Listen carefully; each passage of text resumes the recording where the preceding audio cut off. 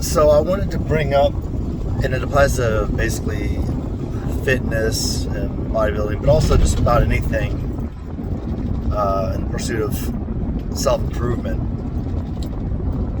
So the internet, once upon a time I was thinking about the examples of strongmen when these older lifters would talk about strongmen. This is back when I was growing up, right? We talk about strongmen back in the day and what they accomplished, and John Gremick and all these other people, or Bo Kazmaier, and it's a handful of people, it's a handful of people. It's kind of like in the big book at AA, when they talk about the guy who hasn't drank for 4 years, and then he's having a sandwich and a glass of milk, and he decides to put a shot of whiskey in there, and all of a sudden he dies an alcoholic. That's one guy, right?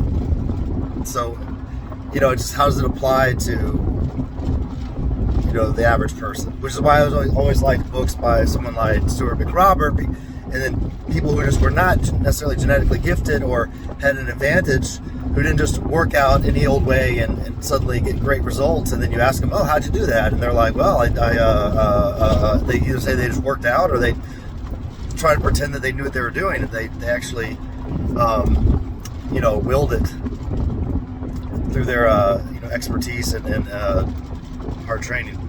But the thing is that just nobody seems to understand what the internet has done in terms of people's physics. So if at one point the most jacked, crazy-looking people were not on steroids, they are now, and for the simple reason that you're looking at, people don't realize you're looking at the most exceptional people, and it's to an extent that you would never have seen before in the past. So, okay, let's look at something like let's take something like the kind of thing that I would bring up. Big penises. Okay, back in the day, there's John Holmes, right? How would you know about the world's biggest penises? Well, it would have to be an adult film star, right? They'd have to be somebody who made their way into adult films that were on VHS tapes that people were renting at the local video store, and they would have had to been they've had to get into that kind of lifestyle, and as a male, been extremely lucky to achieve any sort of fame whatsoever.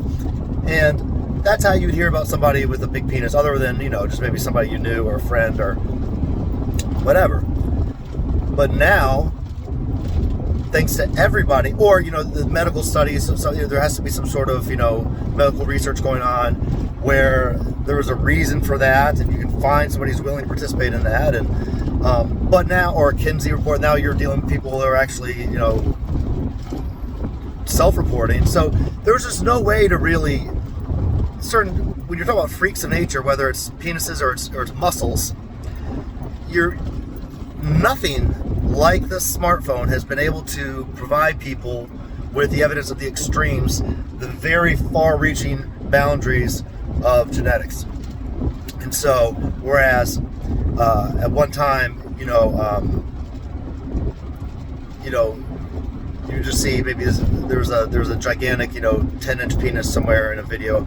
It's like now you can see 1 million 10-inch penises, and it doesn't mean that there's just more people with 10-inch. It means that everybody has a camera in their hand. Okay, nobody. You understand? 20 years ago, not everybody had a camera in their hand. Not everyone had the ability to put everything they're doing at every second and every part of them onto the internet for everybody else to see in the next second. So, in terms of these muscles, right, you get someone who's just not even someone you probably might have even met in daily life, who just responds extremely well to working out, and they get phenomenal results, and you would think they were taking steroids or something else, but it just happens to be that you're seeing on the internet not just this one person, whereas in real life you might just know one person like this or two people like this. But thanks to the internet, it makes it seem like there's hundreds of thousands, and there are hundreds of thousands, but people forget how many people there are in the world. They forget just the sheer number of freaking people there are. Because we all like to think we're special. We all like to think that, our families and friends are special, and that, heaven's big enough for all. But I mean, if you really try to imagine, look at numbers of people in this world, it's just mind-blowing. So the one or two people you might meet in daily life that are just complete freaks of nature, multiply that by the tens of thousands. And now you get all these freaks of nature, but it doesn't seem like they're freaks of nature because popularity and the way, the internet works means you're going to be seeing them all the time. So you see the freaks of nature all the time. There's so many of them. They don't seem like freaks of nature anymore. It seems like a norm. Okay? And this, the idea is, how are people getting to this? Well, if at one point the freaks of nature actually weren't freaks of nature who were also taking anabolic steroids, PEDs, if they weren't also doing that, they are now.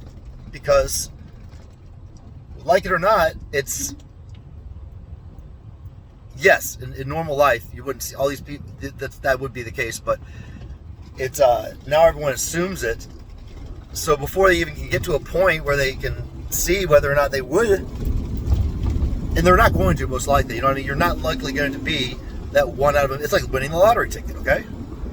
So, but you're seeing this on the internet, it's what's popular, you want to be cool, you want to be popular, you want to be good looking, you want to be what people want. If everybody else thinks it's great, then guess what? That's what's called popular. And what's called popular is what everybody wants to be, at a certain point in their life, generally. So, I don't know where I'm going with this, but just something to keep in mind. And there's not really much to do about it, because it's hard to get. You're not going to keep that in mind when you're looking at Instagram, right? You're not going to be thinking about what I'm saying at all.